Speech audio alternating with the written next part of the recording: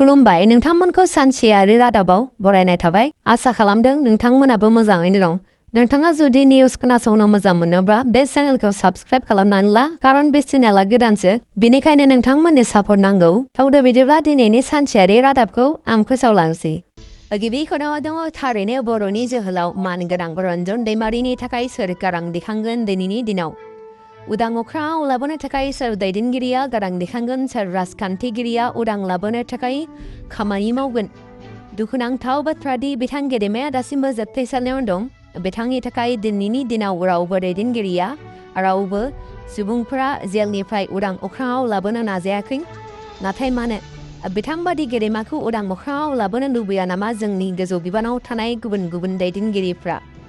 थांनाय बावैसो सिगां पार्लियामेन्टआव 2020 बर' पिस एकर्ड इमप्लिमेन्टेशन बायदियै रन्जन दैमारिखौ उदां खालामनांगौनि बाथ्रा बुंदोंमोन जयन्त बसुमतारिया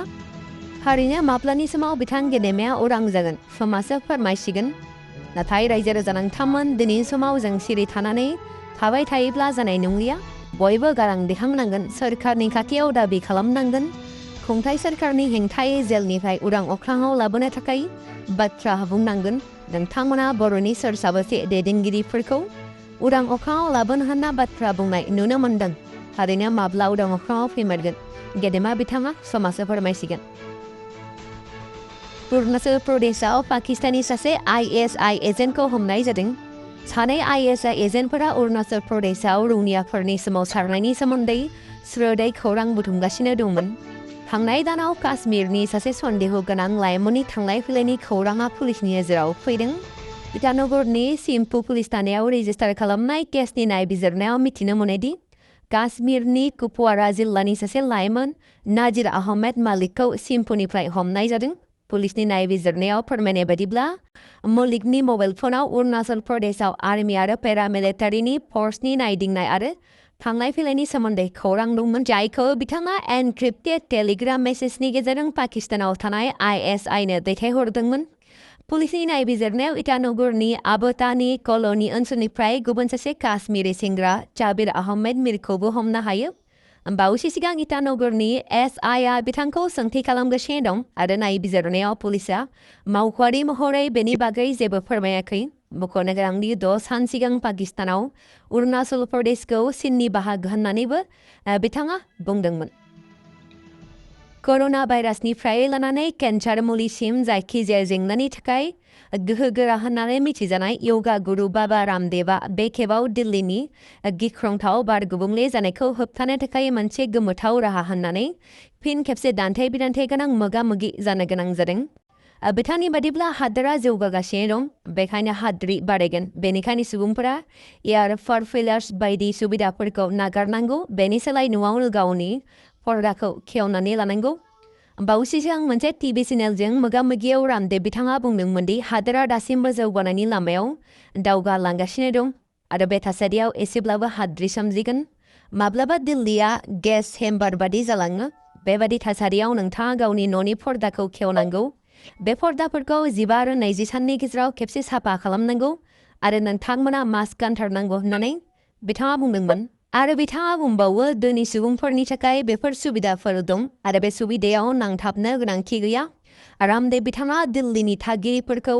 अनुलोम बिलोम आरो कपालभाति बायदि एक्सारसाइजनि न'नि सिङाव खालामनो बोसोन होदों जाय गुबुंले जानायनि खहा गोनां गोहोमनिफ्राय रैखा खालामनो हायो होनना बिथाङा बुंदों आसामनि थागिबि संगीताया बोसोर 2025 आरो 2026नि प्रेस क्लाब अफ इन्डिया बिसायख'थियाव आफादगिरि मासिखौ देरहादों बिथाङा प्रेस क्लाब अफ इन्डियानि 68 बोसोर बैसोनि जारिमिनाव जौसिन मासि आवग्रिनो हानाय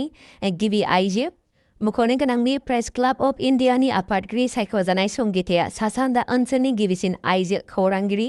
बिसायख'थियाव बिथांनि बेरेखा गेलेगिरिफ्रा अरुण शर्मा आरो अतुल मिश्रामोन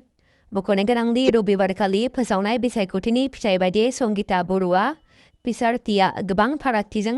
देरहानो हादोंमोन बिथाङा गासै 1019 भट मोननो हादोंमोन जेराव बिथांनि खाथिसिन बादायगिरि अतुल मिश्राया 129 भट मोनदोंमोन आथिखालाव गोदान दिल्लीयाव थानाय संगीता बर'आ पिसारथिया डिजिटेल खौरां हानजा दा वाइर'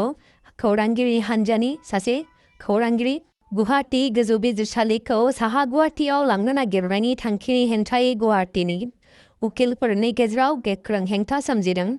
जायगा सोलायनायनि बे थांखिखौ लानानै जानाय भट होनाय हाबाफारियाव गासै 1,164 उकिलफोरा जायगानि सोलायनायनि हेंथायै भट होदोंमोन। गुबुन फारसेथिं सा 145 उकिलफोराल' गोजौ बिजिरसालिखौ जायगा सोलायनायनि सोरखारनि थिरांथानि फारसे भटखौ होदोंमोन। सोरखारा बेफोर सोमावसारनायखौ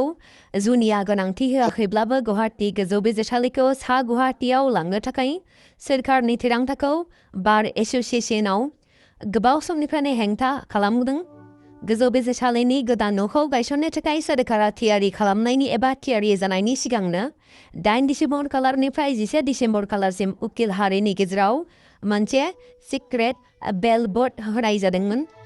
शनिबारखालि बेलटफोरखौ साननाय जादोंमोन, जेराव न'आव सा 27 सुबुंफ्रा भटखौ होदोंमोन आरो सा 13 जन भटआ गनायजाथाव नङामोन।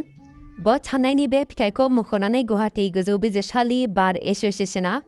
गोजौ बिजिरसालिनि गाहाय बिजिरगिरिनो मोनसे गोनांथार लाइजाम हरनायनि थिरांथा लादों होननानै फोरमायदों। आसामनि गिबि मन्थ्रि डक्टर हिमन्त बिश्व शर्मा बिथाङा सोनाब बेंगल सोरखारखौ गोख्रों रावजों सोंखारिदों। कलकातानि सल्ट लेक स्टेडियामाव शनिबारखालि सोमजिनाय थासारिनि उनाव बे सोंखारिनाया जादों। गिबि मन्थ्रिया बिबानगिरिफोरखौ आयेन आरो आब्रुथिखौ आबुङै सिमफायनायनि दाय होदों आरो जाथायनि थाखाय भिआइपि आरिमुखौ दायनिगिरि होननानै बुंदों। गुबुन हादोरसाफोरनि गिदिर रायजोआरि हाबाफारिजों रुजुनानै गिबि मन्थ्रिया बुंदों दि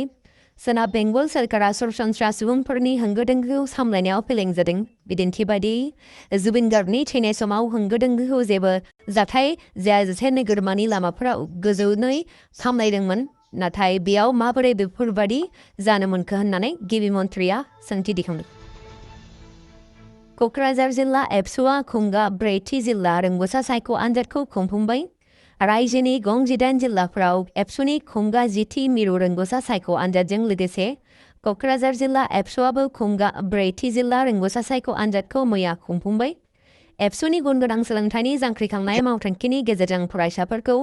बादायलु आनजादफोराव आखा-फाखा खालामनो आरो सुबुं सम्पद सोरजिनो थांखिजों एबसुआ बोसोरफ्रोमबो खुंबोनाय बायदिनो देग्लायबो खुंगा 10थि मिरु रोंग'सा सायख' आनजादखौ रायजोनि गं 18 जिल्लानि 226 आनजाद मिरुआव थाखो 9 आरो थाखो 10नि गासै सा 14,424 फरायसा फरायसुलिफोरा बे आनजादाव जिरायदों। बेजोंनो लोगोसे क'क्राझार जिल्ला एबसुआबो माखासे बोसोर सिगांनिफ्राय खुंबोबाय थानाय बायदिनो थाखो 6, थाखो 7, थाखो 8नि फरायसा फरायसुलिफोरखौ लानानै खुंगा ब्रैथि जिल्ला रोंग'सा सायख' आनजादखौ मैया जिल्लानि गं 24 आनजाद मिरुफ्राव मिरुजों लोगोसे खुंफुङो। बेनिनो क'क्राझार जिल्ला रोंग'सा सायख' आनजादखौ मैया फुङाव क'क्राझार सहरनि क'क्राझार हिनजावसा गोजौसिन गेजेरारि फरायसालियाव मिरु एबसुनि सोलोंथाइ नेहाथारि सोमावसार बसुमतारिया बाहागो लानानै बेखेवनानै होयो। हाबाफारियाव बाहागो लानानै एबसुनि सोलोंथाइ नेहाथारि सोमावसार बसुमतारिया आनजादनि सोमोन्दै माखासे बाथ्रा बुंथियो। नोंथांमोना भिडिअखौ नायनानै मोजां मोनदोंब्ला